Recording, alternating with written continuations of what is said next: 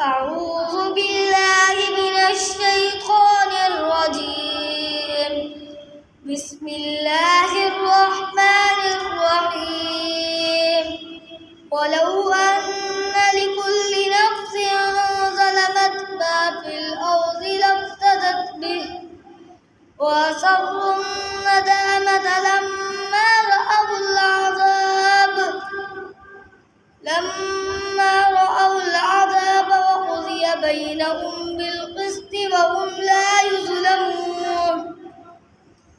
ألا إن لله ما في السماوات والأرض ألا إن وعد الله حق ولكن أكثرهم لا يعلمون.